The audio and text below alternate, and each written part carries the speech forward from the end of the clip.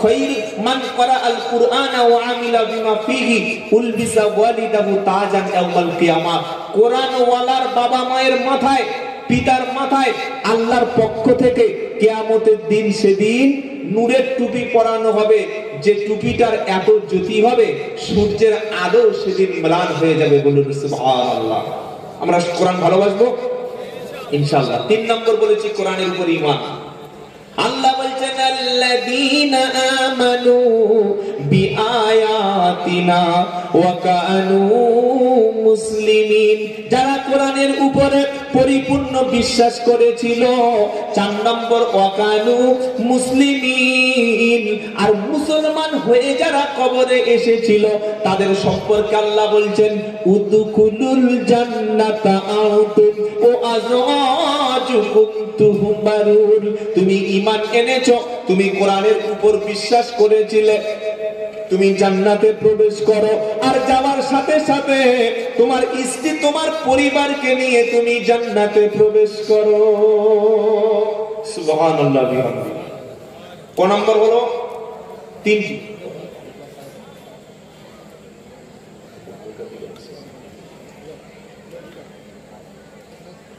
আলহামদুলিল্লাহ। 4 নম্বর শুনবেন বাবা, 4 নম্বর, তাদের ভয় নেই, চিন্তা নেই। পারা নাম্বার 11, পৃষ্ঠা নাম্বার 15, লাইন নাম্বার 1, আয়াত নাম্বার 62, সূরার নাম ইউনূস। 3টে বলেছি। 4 নম্বর কাদের ভয় নাই? কোরআন শোনাচ্ছে আলা ইন্না আউলিয়া আল্লাহি লা খাউফুন আলাইহিম ওয়ালা হুম ইয়াহজানুন আল্লাযীনা আমানু ওয়া কানু ইয়াত্তাকুন লাহুমুল বুশরা ফিল হায়াতিদ দুনিয়া ওয়া ফিল আখিরাহ লা তাবদীলা লিকালিমাতিল্লাহ যালিকা হুয়াল ফাওজুল আযীম।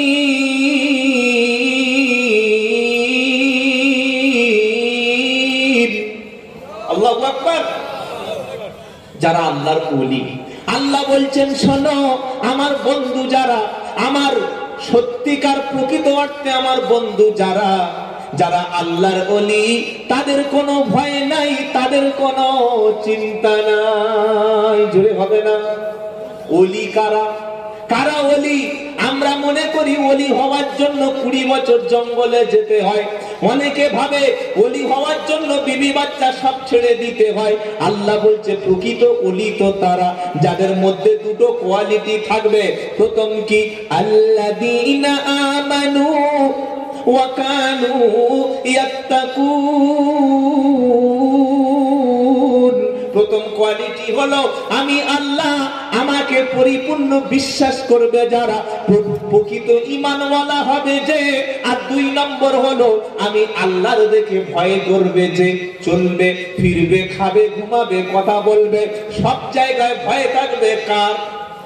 জোরে বলেন আল্লাহর। আল্লাহর দেখে যে ভয় করবে আর ঈমান অবস্থায় পরিপূর্ণ ঈমান আনবে, ও হলো প্রকৃত আল্লাহর ওলি। তার জন্য সুসংবাদটা কি? লাহুমুল বুশরা ফিল হায়াতিদ দুনিয়া ওয়া ফিল আখিরাহ। দুনিয়ায় তার জন্য সুসংবাদ, আখিরাতেও তার জন্য সুসংবাদ। লা তাবদীলা লিকালিমাতিল্লাহ যালিকা হুয়াল ফাওজুল আযীম।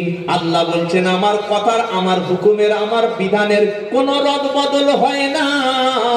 জোরে বলুন না সুবহানাল্লাহ। ওলি হব ইনশাআল্লাহ।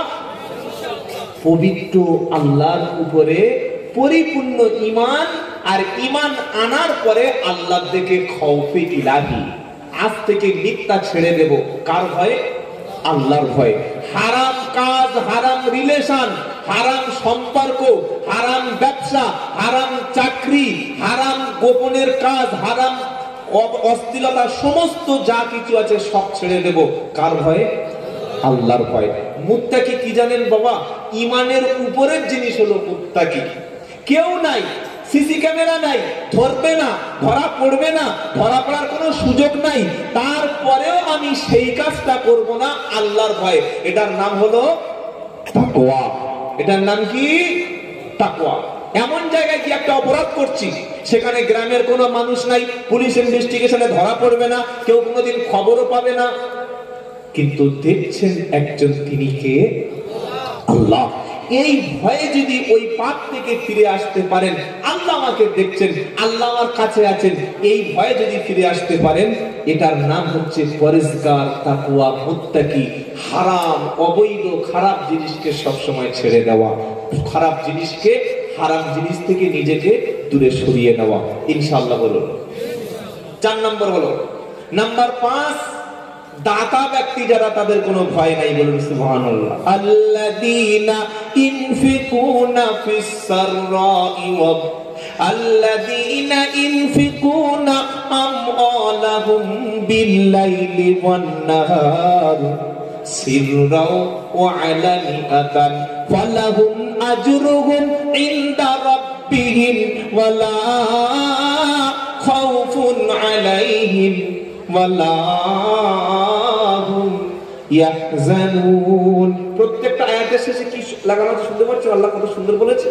যখন যে প্রসঙ্গটা এনেছে, এনে শেষে বলছে ওয়ালা খাউফুন আলাইহিম ওয়ালা হুম, না আছে ভয়, না আছে চিন্তা। দুনিয়ায় ভয় নাই, আখিরাতের চিন্তা নাই। 4টে বলেছি। 1 বলেছি কোরআনওয়ালা, 2 বলেছি নামাজি, 3 বলেছি কাদের? মুসলমান আর কোরআন বিশ্বাসী। 4 বলেছি কাদের? ওলিদের। 5 নম্বরে কাদের ভয় নাই, চিন্তা নাই? দাতা। আল্লাযীনা ইনফিকুনা আমওয়ালাহুম বিল-লাইলি ওয়ান-নাহার সিররাও ওয়া আলানিয়াতান। আল্লাহ বলছেন যারা দিনে এবং রাতে তাদের মালকে খরচ করেছে, গোপনে এবং প্রকাশ্য তাদের মাল আল্লাহ রাস্তায় খরচ করেছে, আল্লাহ বলছেন ওয়ালা খাউফুন আলাইহিম ওয়ালা হুম ইয়াহজানুন। তাদের কোনো ভয় নাই, তাদের কোনো চিন্তা নাই। জোরে বলুন সুবহানাল্লাহ। 5টা হয়ে গেল। 5 শ্রেণীর কথা বলে দিলাম, বাবা শুনলেন? 1 নাম্বার কারা? কোরআনওয়ালা। মুখস্থ করুন, মুখস্থ করে বাড়ি যাবেন। 1 কোরআনওয়ালা, কোরআনের অনুসরণকারী। 2 নামাজি। 3 ওলি। 4 যারা প্রকৃত মুসলমান। 5 দাতা। এই 5টির মধ্যে একটা যদি আপনি হতে পারেন, দুনিয়ায় চিন্তা নাই, আখিরাতে ভয় নাই। বলুন সুবহানাল্লাহ। বেশ, চলুন। আল্লাহ পাক আবার বলছেন 5টা বিষয়ের জ্ঞান রয়েছে আমার কাছে, যেটা কারো কাছে নাই। শুনলেন কি বললাম? 5। আজকে বক্তব্য যাবে সব 5 দিয়ে। আল্লাহ যতটুকু বলবেন। পারা নাম্বার 21, পৃষ্ঠা নাম্বার 13, লাইন নাম্বার 12, আয়াত নাম্বার 34, সূরার নাম লুকমান। 5টা বিষয়ের জ্ঞান আছে আল্লাহর কাছে, যেটা পৃথিবীর কোনো ব্যক্তির কাছে, যদি বলেন, নাই। কি কি? ইন্নাল্লাহা ইনদাহু ইলমুস সাআ ওয়া নুনাজ্জিলুল গায়ব ওয়া ইয়ালামু মা ফিল আরহাম ওয়া মা তাদরি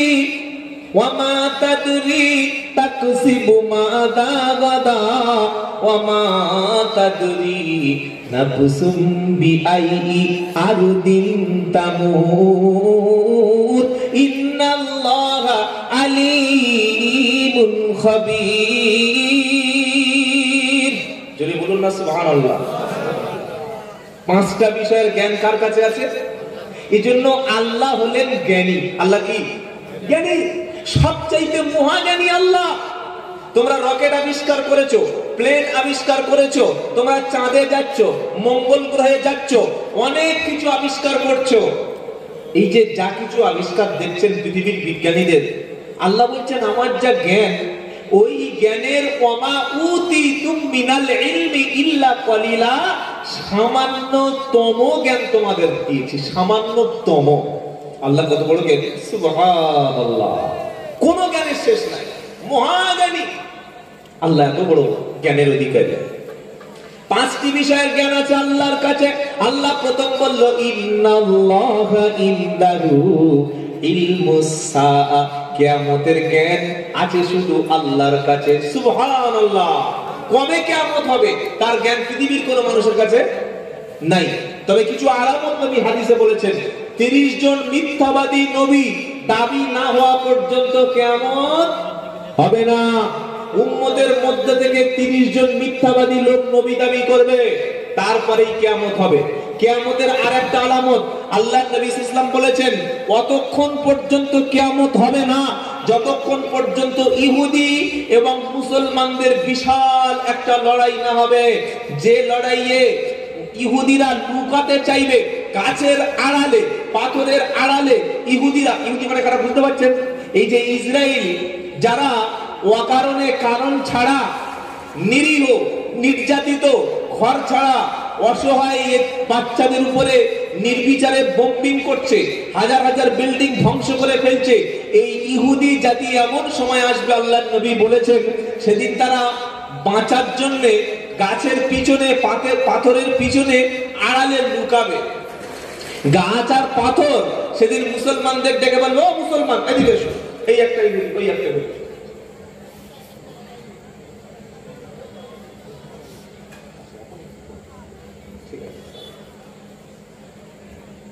নবী বললেন, অতক্ষণ কিয়ামত হবে না যতক্ষণ মুসলমানদের সাথে ইহুদিদের না একটা লড়াই হবে। আপনারা ভাবছেন আজকের শেষ, ফিলিস্তিন শেষ, বাইতুল মুকাদ্দাস শেষ, আবার লেবানন শেষ, সামনে যে দিন আসবে সে দিনটা হলো ঈমানওয়ালা। সেদিন ইহুদিরা গাছের পিছনে, পাথরের পিছনে লুকিয়ে যাবে, আর গাছ আর পাথর ডেকে ডেকে বলবে, এই একটা ইহুদি, এই ইহুদিকে হত্যা করো। জোরে বলুন না সুবহানাল্লাহ। কি গো, সমস্ত সিস্টেম সেদিন বেকার হয়ে যাবে। কোন রকেট, কোন বিজ্ঞানীদের সিস্টেম সব ফেল হয়ে যাবে, সেটা কিয়ামতের দিন। নবী 3 নম্বর বললেন, কিয়ামতের পূর্বে সবচাইতে যেটা বাড়বে সেটা হচ্ছে জিনা, ব্যভিচারের সংখ্যা বেড়ে যাবে। আজকে একটা যুবক ছেলে, 100 যুবক ছেলের মধ্যে আপনি 90টা, 10টা ছেলে বার করবেন যাদের কোনো রিলেশন নাই, যাদের কোনো রিলেশন নাই, বাকি 90টা ছেলে কোনো না কোনো মেয়ের সঙ্গে রিলেশনে আছে, সম্পর্ক, সে অবৈধ হোক বৈধ হোক সম্পর্ক জুড়ে আছে। বলে হুজুর তেমন কিছু ব্যাপার নয়, এটা আমাদের একটা পবিত্র প্রেম। কি প্রেম বলো, জোরে বলুন, পবিত্র প্রেম। বিয়ের আগে কোনো পবিত্র প্রেম হয় না ভাই। বিয়ের আগে যেটা হয় সেটা হলো জিনা, সেটা হলো ধোঁকা, সেটা নারী ভোগের উপকরণ। ভালোবাসার নাম দিয়ে, প্রেমের নাম দিয়ে যা কিছু সমাজে চলছে সবটাই হলো জিনার অন্তর্ভুক্ত। নবী বলল, কিয়ামতের পূর্বে মাতালের সংখ্যা, মদ্যপের সংখ্যা বেড়ে যাবে। এখন স্কুলগুলো, সরকারি স্কুলগুলো আস্তে আস্তে বন্ধ হয়ে যাচ্ছে, আর প্রতিটা মহল্লায় মহল্লায় মদের বার। কি বাচ্চাটা কমছে? আরে বলছেন না কেন? হ্যাঁ, মুসলমানরা রাম খাচ্ছে, রাম।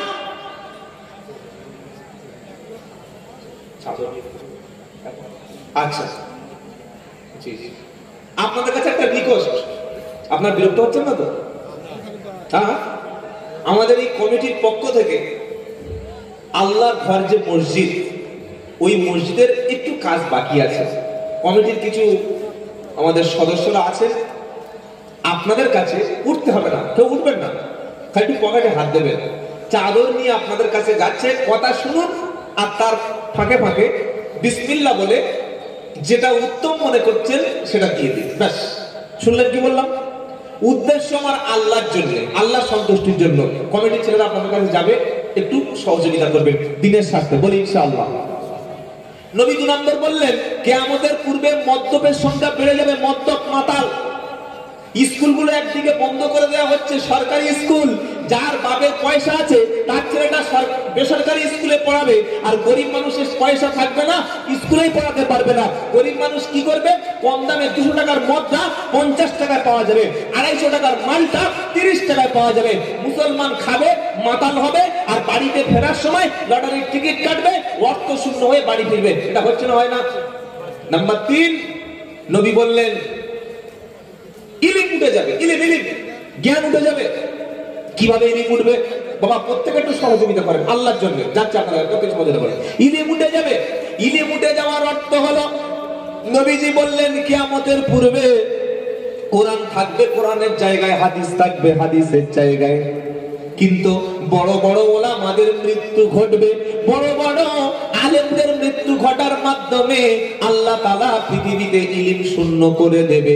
একজন মূর্খ অযোগ্য ব্যক্তিকে তখন মানুষ মাসআলা জিজ্ঞাসা করবে, নিজেই জানবে না, ফাযাল্লু ওয়া আদাল্লু, নিজে গোমরাহী হবে আর জাতিকেও গোমরাহী বানাবে। কি গো বাবা, আল্লাহ আল্লাহ ভাইরা, হ্যাঁ নিজেই জানবে না, ফটাস করে একটা ফতোয়া দিয়ে ফতোয়া দিয়ে বসে থাকবে। হ্যাঁ এটা কিয়ামতের আলামত। নবী আর একটা বললেন, অতক্ষণ পর্যন্ত কিয়ামত হবে না যতক্ষণ পর্যন্ত না আমানতের খেয়ানত হবে। সাহাবারা বললেন, আমানতের খেয়ানত কি জিনিস? আমার নবীজি বললেন, অযোগ্য অনুপযুক্ত ব্যক্তিকে যোগ্য চেয়ারে বসানো হবে। এটা বসানোর মানে হলো আমানতের খেয়ানত। যারা, আপনারা জানেন আমাদের শিক্ষা ব্যবস্থা, যারা প্রকৃত চাকরি প্রার্থী, যাদের যোগ্যতা আছে, টাকা ঘুষ দিতে পারেনি বলে চাকরি পায়নি। আর এমন অনেক ব্যক্তি আমাদের স্কুলের স্যার হয়েছিল, যাদের চাকরি, যাদের প্যানেল বাতিল হয়েছে, কোটি কোটি নয় লক্ষ লক্ষ টাকা ঘুষ দিয়ে 5 বছর 10 বছর চাকরি করে চাকরি থেকে ছাঁটাই হয়েছে। এটা ঠিক বলছি না ভুল বলছি বাবা? কি গো, কিয়ামতের আলামত না? অযোগ্য ব্যক্তিকে যোগ্য জায়গা বসিয়ে দেওয়া। আমার বাড়ি হচ্ছে দক্ষিণ 24 পরগনা, বারাইপুর থানা। আমি আব্দুল্লাহ জুবাইর বলছি, আপনি আমার বাড়িতে যাবেন, দেখে আসবেন। আমাদের এলাকায় এমনও প্রধান আছে, প্রধান যিনি নিজের নামটা সিগনেচার করতে পারে না, সাইন করতে পারে না, সিগনেচারটাই পারে না, যাকে গ্রামের মানুষ প্রধান বানিয়ে দিয়েছে, যিনি একটা স্ট্যাম্প দিয়ে স্ট্যাম্প মেরে ব্যাস শেষ করে দেয়। এটা কি কিয়ামতের আলামত না? হ্যাঁ, অযোগ্য ব্যক্তিকে যোগ্য চেয়ার দেওয়া মানে হলো কিয়ামতের আলামত। যে যে যোগ্যতার নয় সেই জায়গা তাকে বসিয়ে দেওয়া। নবী বললেন কিয়ামতের আলামত। তাহলে 5টি বিষয়ের জ্ঞান কার কাছে আছে? আল্লাহর। 1 নম্বর হলো কিয়ামতের জ্ঞান। 2 নম্বর অনুনাজ্জিলুল গায়স, বৃষ্টি বর্ষণ। আল্লাহ বলছেন কতটা পরিমাণ বৃষ্টি বর্ষণ হবে, কতক্ষণ বৃষ্টি হবে, বৃষ্টিতে কতটা লাভ হবে, ক্ষতিটা হবে, কতটা বৃষ্টিতে ধান চাষ হবে, গম চাষ হবে, এর জ্ঞানটা শুধু আমি আল্লাহ আমার কাছে আছে। আর 3 নম্বর আল্লাহ পাক বললেন, ওয়া ইয়ালামু মা ফিল আরহাম, মায়ের রেহেমের মধ্যে সন্তানটা কেমন আছে, কি আছে, ওটা শুধু আমি আল্লাহ জানি, অন্য কেউ জানে না। অনেকে বলবেন, হুজুর কোরআনে তো ভুল লেখা আছে। বললে কেন? আপনি বললেন যে মায়ের পেটে কি আছে কেউ জানে না, আর এখন তো বিজ্ঞান বলে দিচ্ছে ছেলে না মেয়ে, ওটা হ্যান্ডিক্যাপ, ওটার মধ্যে কেমন সুস্থ অসুস্থ বলে দিচ্ছে না, যায় না। কতটা কেজি বাচ্চা, 1 কেজি 500 না 2 কেজি না 700 গ্রাম না 800 গ্রাম, না ওটা ছেলে না মেয়ে, না দুটো ছেলে না দুটো মেয়ে, এটা ইউএসজি আল্ট্রাসোনোগ্রাফি করে এখন বলে দিচ্ছে না, যায় না? হ্যাঁ দিচ্ছে। আর আল্লাহ কি বলছেন, ওয়ায়ালামু মা ফিল আরহাম, মায়ের পেটের মধ্যে যেটা আছে ওটা আমি জানি। তাহলে এখানে কন্ট্রাডিকশন হচ্ছে না আল্লাহর কথার সঙ্গে বিজ্ঞানের? আল্লাহ বলছে, শোনো, যেদিন বাচ্চাটা ছেলে না মেয়ে লিঙ্গ নির্ধারণ হলো তার আগ পর্যন্ত তোমরা জানতে না। যেদিন বাচ্চার মধ্যে রুহু এলো, ওর হার্টবিট শুরু হয়ে গেল, ও পেটের মধ্যে খেতে শুরু করে দিল, অক্সিজেন শুরু হয়ে গেল, সেদিন ইউএসজি করে আল্ট্রাসোনোগ্রাফি করে 120 দিন বয়সে রুহু হয়, তারপরে তোমরা ধরতে পারো যে ওটা ছেলে না মেয়ে। কিংবা তার যেদিন মা তার স্ত্রী বাপের সঙ্গে, বাপের বীর্যটা মায়ের রেহেমের মধ্যে যেদিন প্রবেশ করলো, সেদিন ছিল নিক্ষিপ্ত তুচ্ছ পানি, নাপাক, যেটা শরীর থেকে বার হলে গোসল ফরজ হয়ে যায়। 40 দিন আলাহ ঝুলন্ত অবস্থায় ছিল। ওই অবস্থায় তোমরা এটা বেটা ছেলে না মেয়ে ছেলে, ডাক্তার না মাস্টার, চোর না পকেটমার, না ডাকাত না গুন্ডা, না আলেম না মাওলানা, এটাকে বলতে পারবে না, কেউ বলতে পারবে না। আল্লাহ বলছে ওটা আমি জানি। 4 নম্বর, ওয়ামা তাদরি নাফসুম মাযা তাকসিবু গাদা, আগামীকাল তুমি কি উপার্জন করবে ওটা শুধু আমি আল্লাহ জানি, ওটা তোমরা কেউ কোনোদিন জানো না। তুমি নিয়ত করেছো আগামীকাল সকালবেলা ফজরের নামাজ পড়ে ঘুম থেকে উঠে নামাজ পড়ব, নামাজ পড়ে আমি মায়াপুরে যাব, নবদ্বীপে যাব, কৃষ্ণনগরে যাব, কাজে যাব, আমি ধুবুলিয়া যাব, গিয়ে কলকারখানায় কাজ করে 1000 টাকা উপার্জন করব, এই কাজটা মেটাবো। হঠাৎ সকালবেলা কাজে বার হয়েছো, তুমি সবে বামনপুকুর যে বাজারটা, বামনপুকুর বাজারে গিয়েছো, তোমার পকেটে হঠাৎ ফোন বেজে উঠলো, ফোনটা রিসিভ করে শ্বশুর বাড়ির লোক কান্নাকাটি শুরু করছে, বলছে আসসালামু আলাইকুম জামাই বাবু, তুমি কোথায় আছো? আপনি বললেন বাড়িতে। কোথায় যাচ্ছেন? বললাম আমি ডিউটি যাচ্ছি। বললে আমার শাশুড়ি সকালবেলা মরাই, বলে কেটে ফোনটা কেটে দিলেন। আপনি কি কাজে যাবেন না বাড়ি ফিরে আসবেন? হ্যাঁ, আল্লাহ বলছে শোনো, তোমরা প্ল্যান করতে পারো, কিন্তু প্ল্যানের বাস্তবায়িতা করি শুধুমাত্র আমি আল্লাহ। আগামীকাল কি উপার্জন করবে? তোমার প্ল্যান ছিল আগামীতে এই কাজ করব, কিন্তু সেটা করে থাকি শুধুমাত্র আমি আল্লাহ।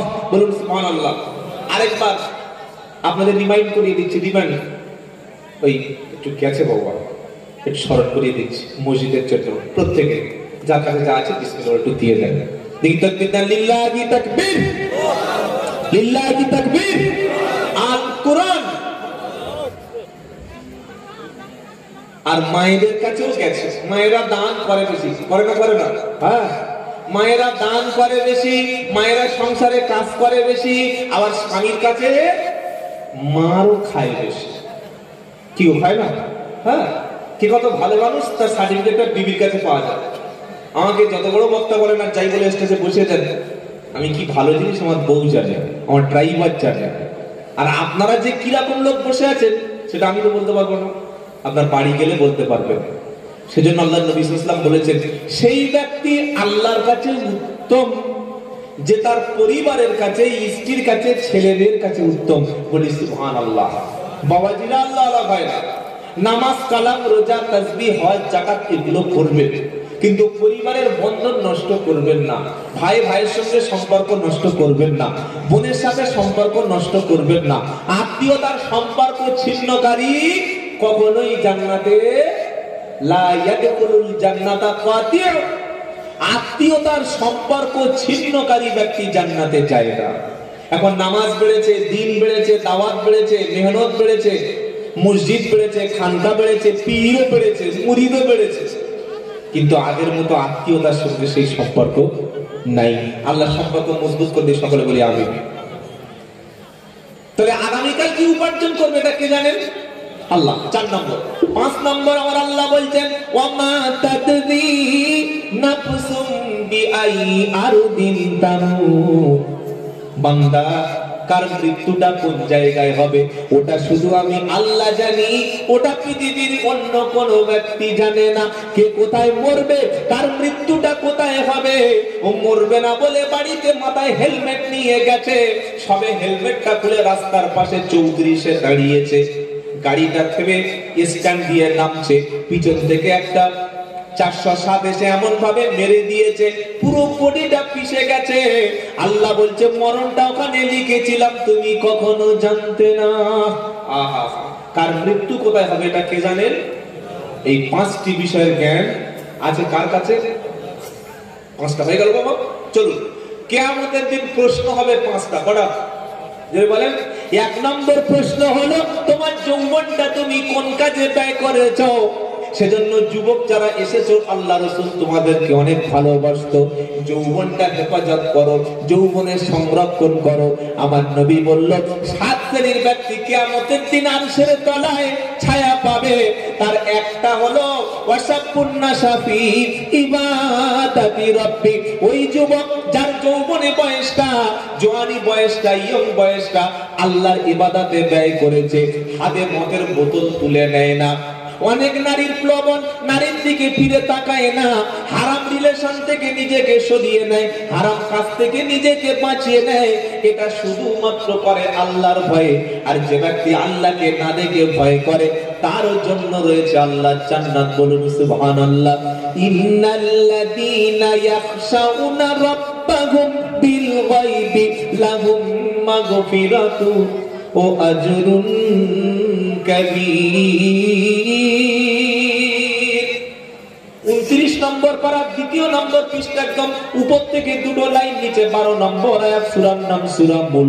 আমার আল্লাহ বলছে ইন্নাল্লাযীনা ইয়াখশাউনা রাব্বাহুম বিল গায়বি লাহুম মাগফিরাতু ওয়া আজরুন কাবীর।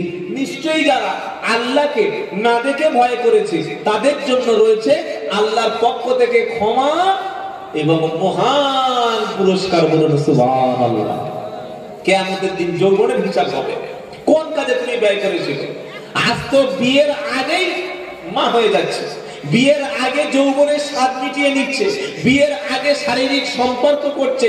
এখনকার ছেলেদের বিয়ে করতে বললে এত সহজে রাজি হবে না। হ্যাঁ, রাজি হবে না। কেন? তার সম্পর্ক, এই যে গভীর সম্পর্ক, বিয়ের বাদ দিয়ে যে সম্পর্ক করে রেখেছে, যৌবনের স্বাদটা, যৌবনের ক্ষুধাটা বিয়ের আগে যে মিটিয়ে নিচ্ছে, তার সঙ্গে কিভাবে একটা নারী সংসার করবে। আগে এলাকায় বা পাড়ার মধ্যে হয়তো 1000-এর মধ্যে একটা ডিভোর্সি মেয়ে পাওয়া যেত, এখন ঘর ঘর ডিভোর্স হচ্ছে না, হয় না। হ্যাঁ, বিয়ে দিল 12 লাখ টাকা খরচ করে, মেয়ের বাপ ধুমধাম খাট, গদি, sofa, dining table, dressing table, স্বর্ণের অলংকার সব কিছু দিল। 3 মাস পরে দেখি নাকের যে ফুল আর হাতের যেটা আছে খুলে দেখি ঘুরছে। কি হলো? বললে আমার ডিভোর্স হয়ে গেছে। কেন হলো? 12 লাখ টাকার বিয়েটা কোথায় গেল? বেকার হয়ে গেল। এই যে ডিভোর্সের সংখ্যা বাড়ছে, তার একটাই কারণ হলো স্বামী স্ত্রীর কাছে যে আশাটা করে বিয়ের পরে, স্ত্রী স্বামীর কাছে যে প্রেম ভালোবাসার আশাটা করে বিয়ের পরে, সেটা তো বিয়ের আগেই তারা স্বাদ নিয়ে নিচ্ছে। যখন বিয়ে করছে তখন সেই সম্পর্কটা তার কাছে আর মধুর লাগছে না, মধুর লাগছে না। তাই তালাক দেওয়ার জন্য সে পরিপূর্ণ প্রস্তুতি নিয়ে নিচ্ছে।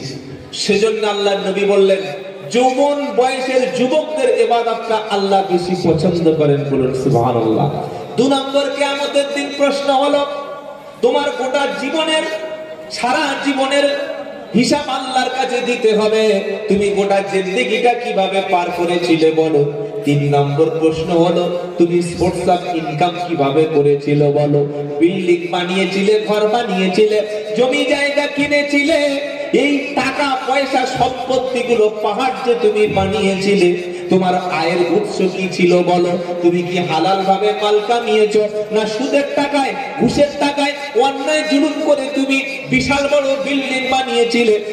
যদি তোমার সোর্স অফ ইনকামটা, আয়টা যদি হালাল টাকায় হয় ভালো, আর ওটা যদি হারাম টাকায় হয়, কিয়ামতের দিন তোমার আযাবের কারণ হবে। কিয়ামতের দিন তোমার পাপের ভাগটা বিবিও নেবে না, বাচ্চাও।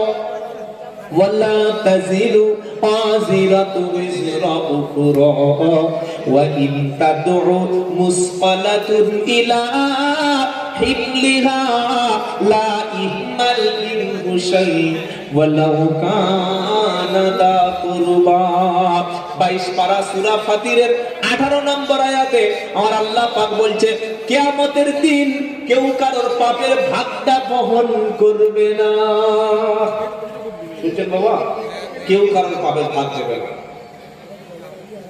পাহাড় বানালে বিশাল টাকা, বিশাল টাকা, কত টাকা নিজেই জানে না, কতগুলো গাড়ি, কতগুলো বিশাল প্রপার্টির মালিক। সেদিন স্বামী ডেকে বলবে, বিবি তুমি বলো, তোমাকে খুশি করার জন্য যে ঘরগুলো করেছিলাম না, তোমাকে ঘুরতে নিয়ে যাও বলে যে গাড়িগুলো কিনেছিলাম না, এগুলি একটাও হালাল টাকায় ছিল না। 2 নম্বরই ব্যবসা ছিল, 2 নম্বরের ইনকাম ছিল, তাই দিয়ে গাড়ি, বাড়ি, এসি, পুরো জীবনটাই বদলে ফেলেছিলাম। ভড়িও বানিয়েছিলাম, গাড়িও বানিয়েছিলাম, বাড়িও বানিয়েছিলাম। আজকে আমি তো ফেসে গেছি, আমার পাপটা, আমার পাপের ভাগটা তুমি একটু নাও, আমি তো একা নিতে পারছি না। সেদিন ডাকবে, ওয়া ইন তাদউ মুসকালাতুন ইলা হিমলিহা লা ইহমাল মিনহু শাই ওয়ালাউ কানা দা কুরবা। সেদিন ডেকে বলবে, পাপটা একটু মাথায় করে বহন করো। স্ত্রী বলবে, আমার দরকার নাই, আমি তো তোমাকে হারাম টাকায় অর্থ উপার্জন করে আমাকে খাওয়াতে বলিনি। ছেলে বলবে আব্বা কিভাবে মাল কামিয়েছো, অর্থ উপার্জন করেছো তুমি বুঝে নাও, আমি তোমাকে তো হারাম ভাবে উপার্জন করতে বলিনি, তোমার পাপটা আমি নেব না। সেদিন যাবে কোথায়? পালাবার রাস্তা থাকবে না। 3 নম্বর হলো, 4 নম্বর হলো কিয়ামতের দিন